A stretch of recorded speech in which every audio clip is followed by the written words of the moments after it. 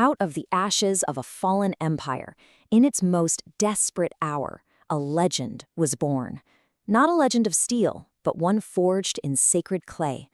Today, we're going to uncover the incredible story of how these timeless spiritual artifacts came to be right when a kingdom was on the very brink of collapse. It's a huge question, right? When cities are burning and thrones have crumbled to dust, what is actually left? Well, for the great kingdom of Ayutthaya, the answer lies in something small enough to hold in the palm of your hand, yet powerful enough to carry the heart of an entire nation. Just look at this, the magnificent ruins of Ayutthaya. For more than 400 years, this place was the glittering capital of a mighty Siamese kingdom. It was the center of power for all of Southeast Asia, a place filled with art, with culture, with faith. But as we know, even the greatest empires can face their darkest day. And now we turn to that great trial, the moment that would test the very soul of this kingdom. This is what sets the stage for a conflict that would give birth to a legend. After centuries of pure glory, tragedy struck. In the Buddhist-era year of 2011-12, Ayutthaya fell.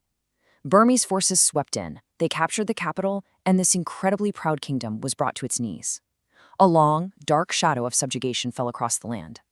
But, it's in this kind of darkness that a new light was about to dawn. Every great epic needs a hero. Of course it does. And for Ayutthaya, that hero was a prince who seemed destined to reclaim his people's freedom and restore the glory of his nation. His name was Prince Naret. He was born in the year 2098 in Phitsanulok, but history would come to know him as the Black Prince. He would rise from the absolute ashes of defeat to become one of Siam's greatest warrior kings, King Naresuan the Great. He was so much more than a king. He was the answer to his kingdom's prayers. He liberated the northern lands. He defended the realm from all invaders. He unified a people that had been fractured. And most importantly, he restored the sacred independence of his nation. His reign was a true turning point, a symbol of just unbreakable resilience. But King Naresuan knew something crucial. He knew that battles aren't won by swords alone. They're won in the hearts and minds of the soldiers. And so his strategy wasn't just military, it was deeply spiritual. You see, these were never just tokens. The king himself, a figure of immense spiritual power, personally oversaw their creation. This direct royal involvement is what's so important here. It's what transformed them from simple objects into vessels of profound faith and power. The whole process was basically a sacred ritual. It all started with consecrated materials, holy clay, special herbs, and sacred flower pollens. Then, under the king's own blessing, they were crafted, and right before a battle, these amulets were given to the soldiers, a tangible piece of the king's protection. It was like a spiritual arsenal, designed to instill this unwavering courage, even in the face of death. So, this legacy of his was immortalized in clay and in faith. Let's dive in and explore some of the specific amulets that have carried the story of this heroic age all the way to today. Okay, first up, the legendary Phra Hu Yan. These amulets get their name from a really beloved hero from classic Thai literature, a character who was the embodiment of skill, courage, and, get this, irresistible charm. Think about how clever that is. By naming the amulet after Khun Pan, they were directly linking its power to these ancient tales of heroism that every single soldier would have known by heart. So, to wear one was to literally carry the spirit of that legendary warrior with you into battle. So, what powers were they believed to hold? Well, they were thought to grant you stability and resilience, to protect you from weapons, and to keep you safe when things got dangerous.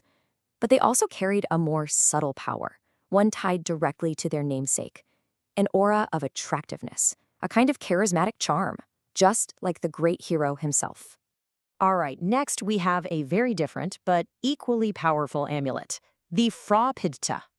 The name actually means closed eyes, and its form is this profound meditation on inner peace and the journey to enlightenment.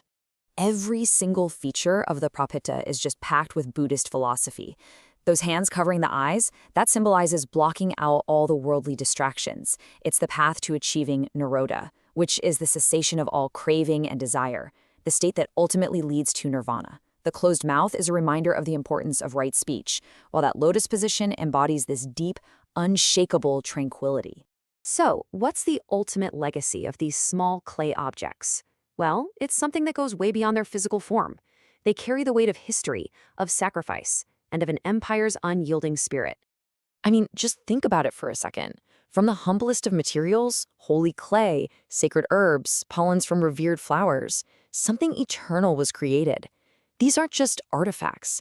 They are the very traces of time itself, holding the essence of a king's resolve and a soldier's faith.